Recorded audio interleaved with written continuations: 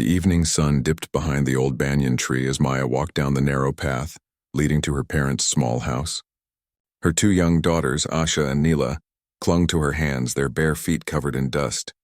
She had returned to the place she once called home, but this time, she wasn't coming back as a daughter full of dreams. She was coming back as a woman people whispered about, a woman who had been left behind. Her mother stood at the door, her face lined with worry. "You've come back," she said softly, not with joy but with concern. Behind her, Maya's father sighed. He wasn't angry, but disappointment sat heavy in his eyes. They both loved her, yet the burden of what others would say already filled the air like smoke. The neighbors noticed her return before the stars appeared that night. "She's back?" one woman said to another, pretending to fetch water. "With two children?" "Yes," came the reply. "Her husband left her. They say she couldn't keep him happy." Laughter followed, quiet but sharp enough to wound. Maya heard the words. She didn't respond. Her silence became her shield.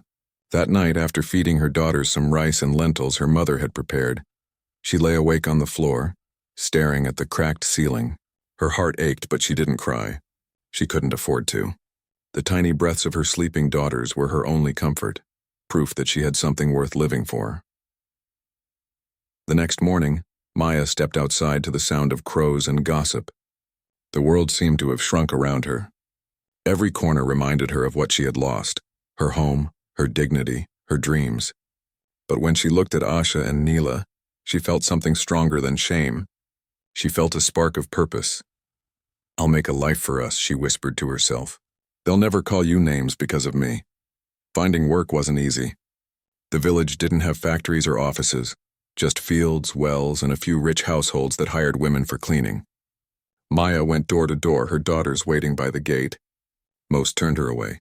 Some looked her up and down before saying, "We don't have anything for you." But one kind woman, Mrs. Dawes, handed her a basket of laundry and said, "Come early tomorrow. There's always work for hands that don't fear labor." That night, Maya washed the clothes under the dim light of a kerosene lamp. Her fingers hurt, but her heart was light. It was a beginning. Days turned into weeks. Maya woke before dawn, tied her sari tightly, and walked to the homes where she worked.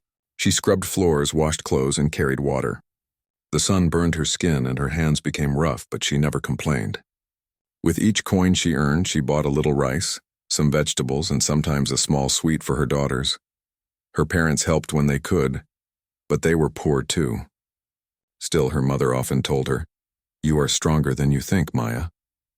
Those words became a small flame that guided her through dark days.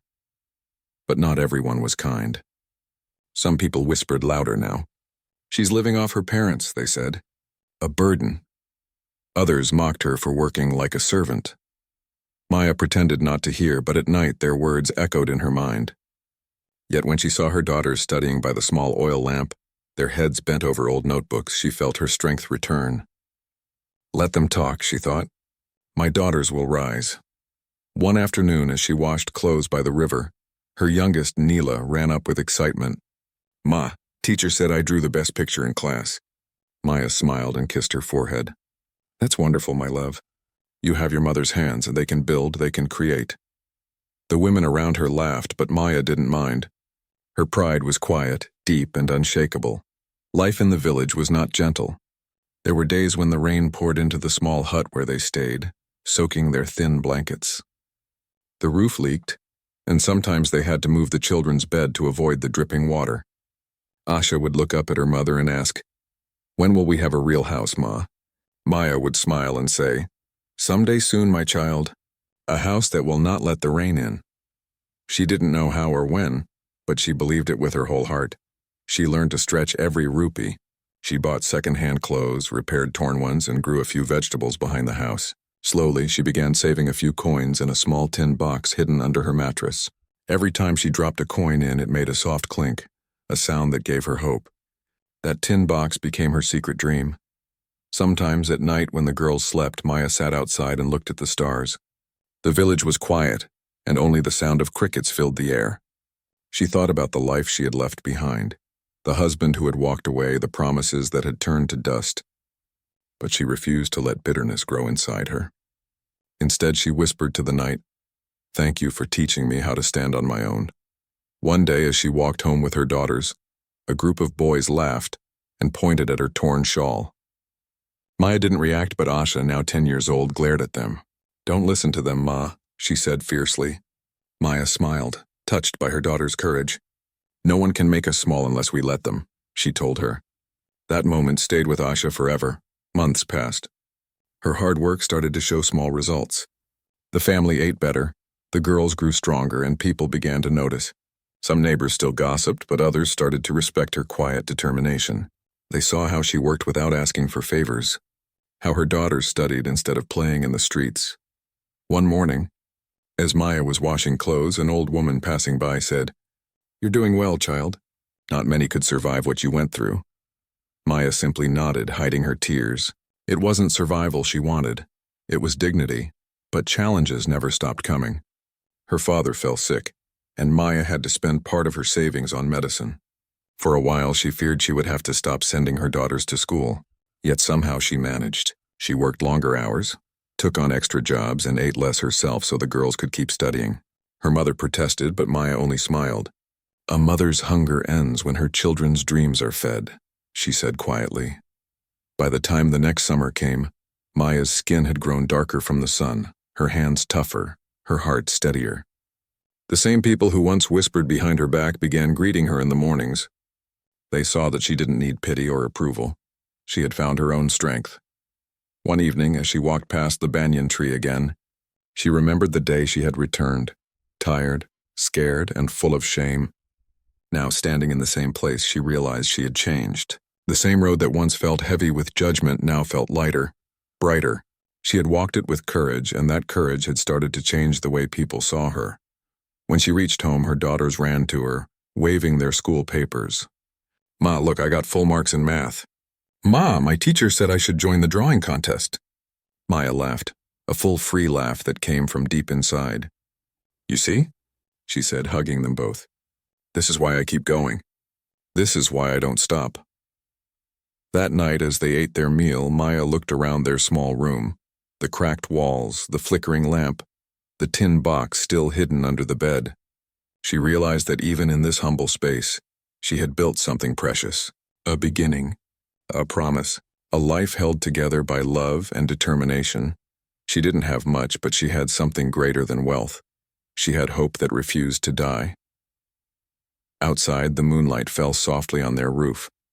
Maya looked at her daughters sleeping beside her and whispered, "One day we'll have a home that stands strong, a home no one can take from us." In her heart, she knew the story of the woman they once called a burden had only just begun. The days began earlier now. Maya woke before the first light of dawn. The village was still half asleep, wrapped in fog and silence. Only the roosters announced the morning. She tied her sari, splashed cold water on her face, and stepped out with her old tin bucket. Her daughters still slept peacefully on the floor, their heads touching. She smiled before leaving. That small sight, her girls safe and dreaming, gave her the strength to face another long day. The road to the big houses was dusty and uneven. Maya walked barefoot, carrying her laundry basket on her hip. She passed the same neighbors who once whispered behind her back. Some still looked away. Others gave a small nod, pretending to be kind. She no longer cared. Every step she took was proof that she had not given up. Her first stop was the Das family's home. Mrs. Das greeted her kindly, as always. "You're early, Maya," she said with a smile. "Good morning, Didi," Maya replied, setting down the basket. The backyard was already filled with clothes to wash, white shirts, colorful saris, and heavy blankets. The cold morning water bit her hands as she began scrubbing, but she didn't slow down. She worked with rhythm. Soap, scrub, rinse, twist, hang. It was almost like a song she had learned by heart. Sometimes she hummed softly while working. It made the hours go faster. The other servants in the neighborhood began to notice her steady pace. She never complained, never wasted time. Even when her back hurt or the sun was too hot, she smiled through it. Work, she believed, was not a punishment. It was her path to freedom. When the sun rose higher, she wiped her face with her sari and went to collect her payment. Mrs. Das handed her a few coins and said, "You work so hard, Maya. You remind me of my mother." Those words filled Maya's heart with quiet pride. It was rare to be spoken to with respect. She placed the coins carefully in her cloth purse and walked back to her daughter's school. At the small school building made of bricks and tin, Asha and Neela ran to her with excitement. "Ma, teacher said we can join the singing competition." Maya's tired eyes brightened. "That's wonderful," she said, holding their hands. "But we don't have nice dresses," Neela said softly. Maya smiled. "We'll make them. We don't need new things to shine." That evening, after finishing her work, Maya took out 2 old saris her mother had given her. One was blue, the other pale yellow. She stayed up late, stitching them into simple frocks for her daughters. The stitches were uneven, but her love was in every thread. When Asha and Neela tried them on, they twirled around, giggling. "You look beautiful," Maya said, clapping softly. "Just remember, sing from your heart." The day of the competition came, and Maya stood at the back of the small schoolyard, her sari faded and her hands rough from work. But when her daughters began to sing, she forgot her tiredness. Their voices were clear and full of hope. The crowd clapped and Maya's eyes filled with tears. For a few moments, the world forgot she was the woman they once pitied. She was simply a mother, proud and shining. Later that week, Maya found extra work at another house. The Mukherjees needed someone to clean their courtyard and fetch water from the well. It meant walking farther, carrying heavier loads, but Maya accepted it without hesitation.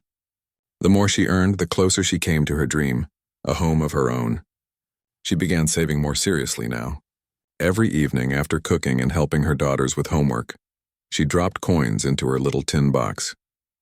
The sound of metal touching metal became her favorite sound in the world. But life was not always kind. There were days when her body ached so badly she could barely lift her arms. Once she caught a fever after working in the rain. Still, she refused to rest. "If I stop today, tomorrow will be harder," she told her mother, who begged her to take a day off. She drank warm tea, wrapped a cloth around her head, and went out again. Her daughters watched her with admiration, not pity. They learned from her that real strength is quiet. It doesn't need to be loud to be powerful. Sometimes, when the nights were still, Maya thought about her past. She remembered her wedding, the red sari, the laughter, the promises. She remembered how happy she had been, believing her future was safe. And then she remembered the change, the coldness, the distance, the day her husband walked away without turning back. It used to hurt to think of it, but now it only made her stronger. She realized she didn't need him to survive. Her life, her children, her dignity, they were hers to rebuild. As months passed, the seasons changed. The village fields turned golden with harvest, and Maya's daughters grew taller. Asha began helping her with small chores. Neela learned to read long words and sometimes read aloud to her mother from old books. "Ma," she said one night, "one day I'll buy you a new sari, one that shines like the sky." Maya laughed softly. "Then I'll wear it every day," she replied. One afternoon, Maya overheard 2 women talking by the well. "That Maya," one said. "I thought she'd never make it. But look at her now, her girls are doing so well." The other nodded. "She's a quiet storm. Never asks for anything, but she gets things done." Maya didn't interrupt them, but as she walked away, her steps felt lighter. Respect, she had learned, couldn't be begged for. It had to be earned slowly through patience and hard work. Her savings grew, though still small.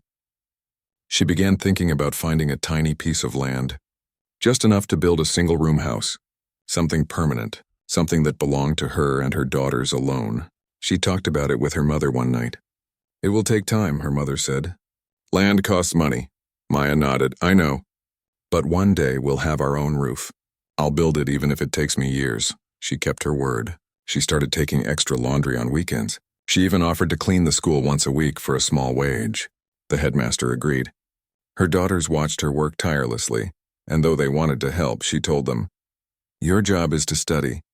Mine is to make sure you can." Her faith in the future became unshakable. Even when things went wrong, when food ran out before payday, when rain ruined her laundry, when the lamp oil finished early, she found a way. She learned to fix small things, mend roofs with old tin sheets, and use her hands for everything from sewing to gardening. People began calling her Maya Didi with respect, not pity. One day, as she was hanging clothes on a line, Mrs. Daz came outside and said, "You know, Maya, my cousin is looking for a full-time maid in the town nearby. The pay is better." Would you be interested? Maya hesitated. It would mean leaving the village during the day, coming home late. But the extra income could change everything. I'll do it, she said firmly. The new job was harder but worth it. She cleaned big rooms, polished floors, and cooked sometimes too. She traveled by bus, standing most of the way. Every evening, she came home tired but satisfied. Her daughters ran to her every time, bringing her a glass of water and hugging her. "Ma, you're the strongest person in the world," Neela said once. Maya smiled and replied, "No, my girls, you are my strength."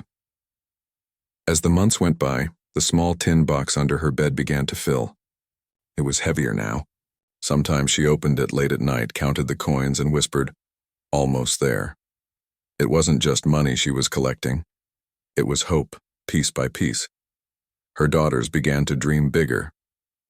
Asha wanted to be a teacher. Neela talked about becoming a nurse. Maya never stopped them. "Don't be afraid to dream," she told them. Dreams are free, and they can take you farther than money ever could. The road ahead was still long, and challenges waited around every turn.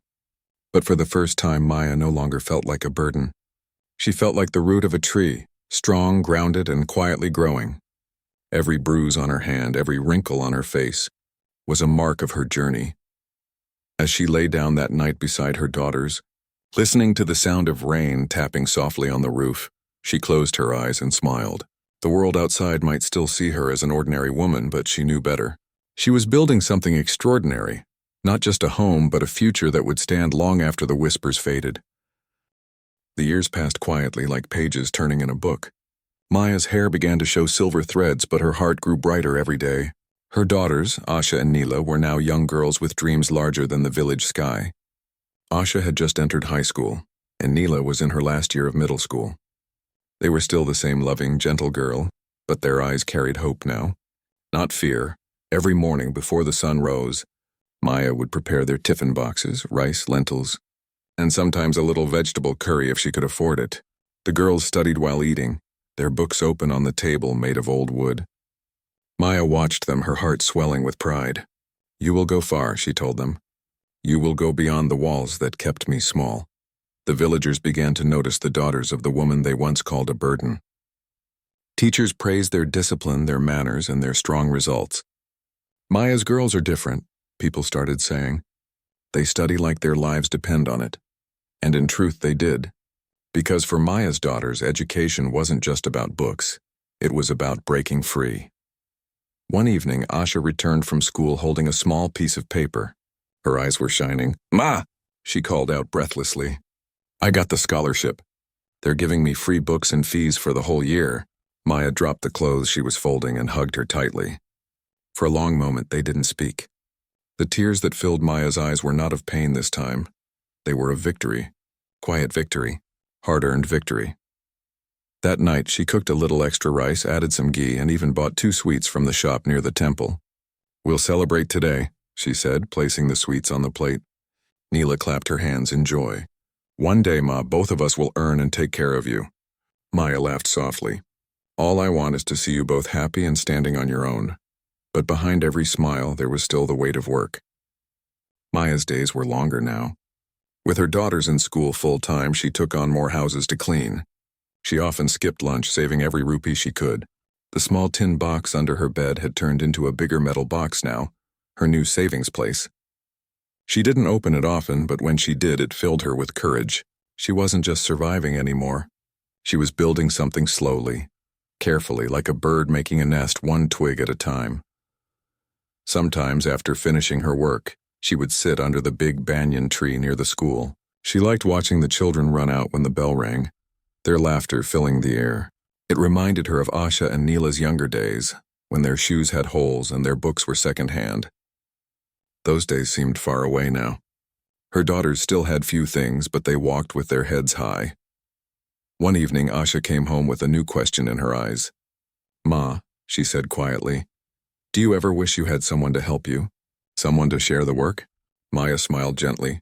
"I had that once, but he walked away. I learned something from it.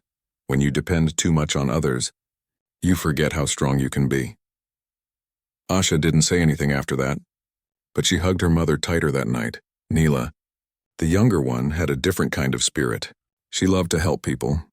When the old woman next door fell sick, Neela went every evening to check on her, bringing her food and reading to her. Maya watched her from the doorway, her eyes full of love. "You have a healer's heart, Neela," she said one day. "Maybe you'll be a nurse." Neela nodded shyly. "That's what I want, Ma, to help others the way you help us." Life was still not easy, but it had found rhythm. There were good days and hard days, sunshine and storms. Once a heavy rain flooded part of their small hut. Maya and the girls worked together through the night, moving their things to higher ground. Instead of crying, they laughed. "This house is small, Ma," Asha said, wringing out a wet bedsheet, "but it's the strongest one in the world." Maya looked at her and said, "It's strong because it's filled with love." When the rain stopped the next morning, the neighbors were surprised to see Maya and her daughters already cleaning up, smiling as they worked. "Nothing breaks her spirit," one woman said quietly. "Maybe that's why her daughters are growing like flowers even in stone." As time went on, Maya began to teach her daughters more about life beyond books. "Work hard," she said often, "but stay kind. Never forget where you came from. And when people try to make you feel small, don't answer with anger, answer with success." Her words became their guide.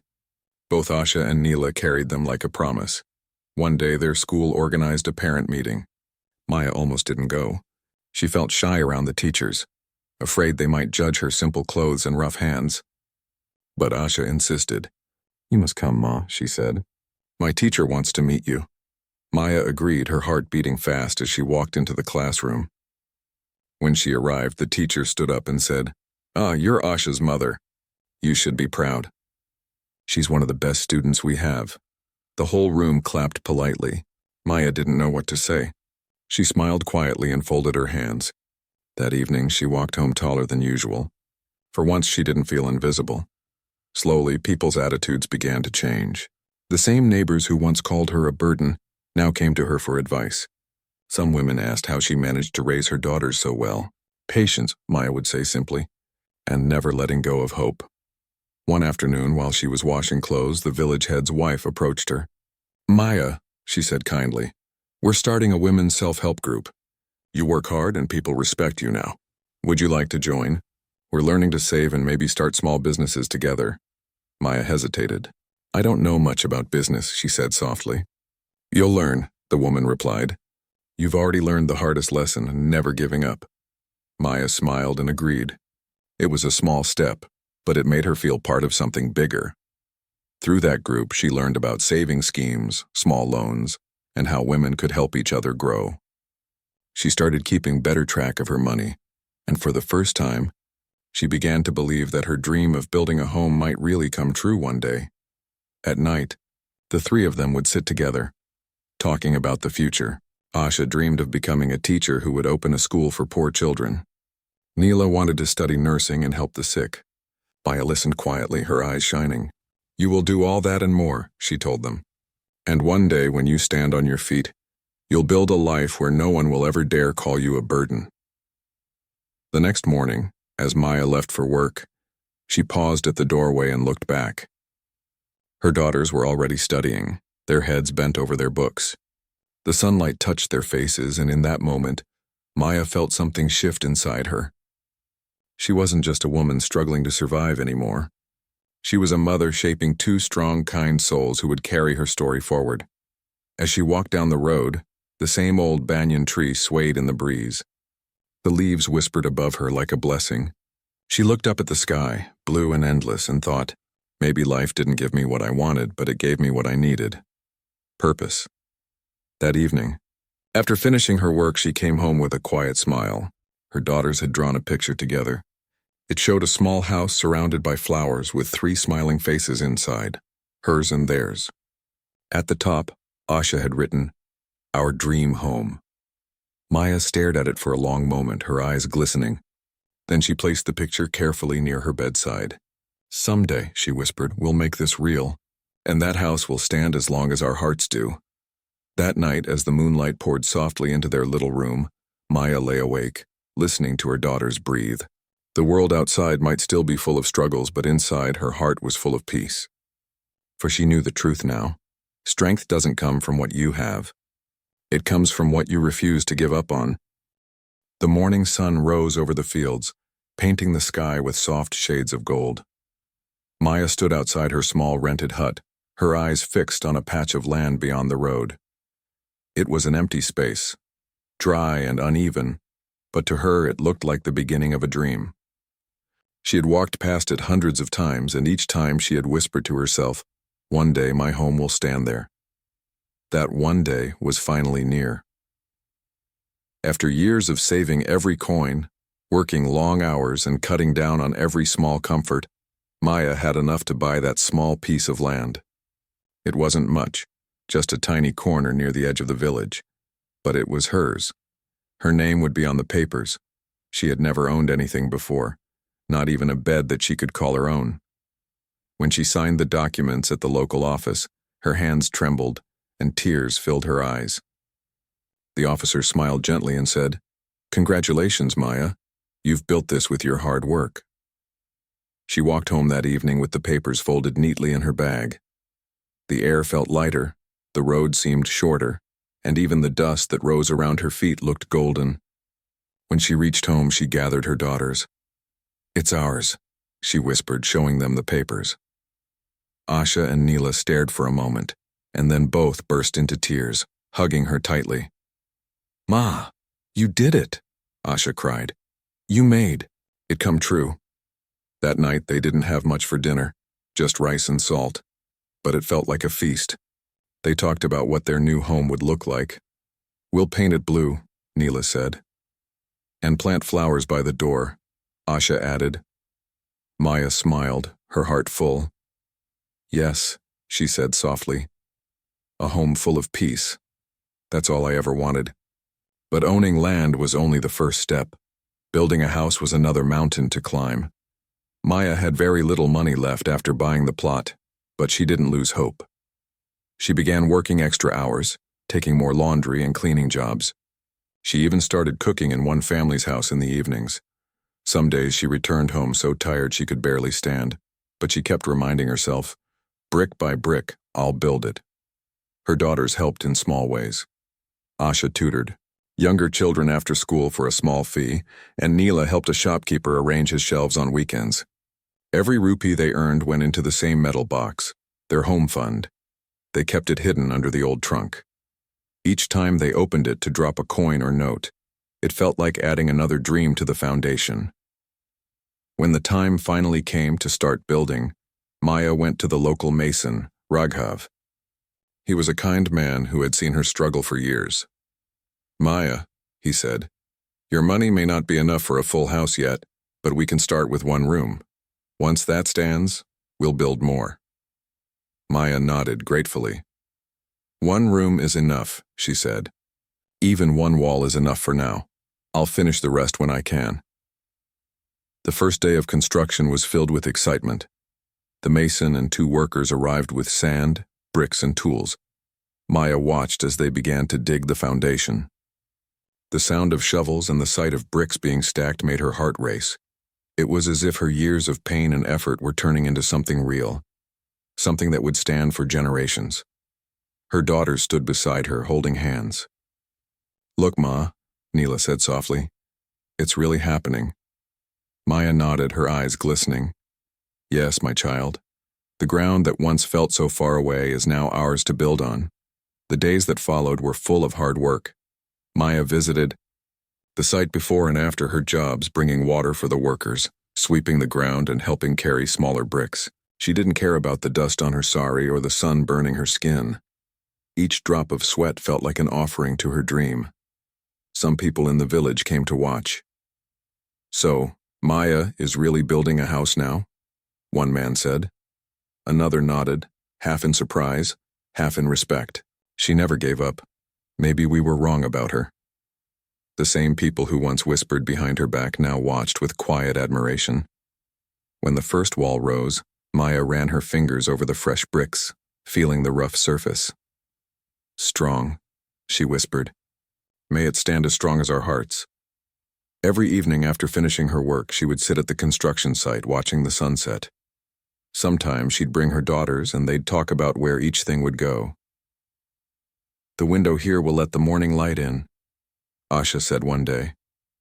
And the bed will go here, Neela added. Maya laughed softly. You both will have your corners. No more leaking roof. No more sleeping on wet floors. It took months, but slowly, the one-room house began to take shape. When the roof was finally laid, Maya could hardly believe her eyes.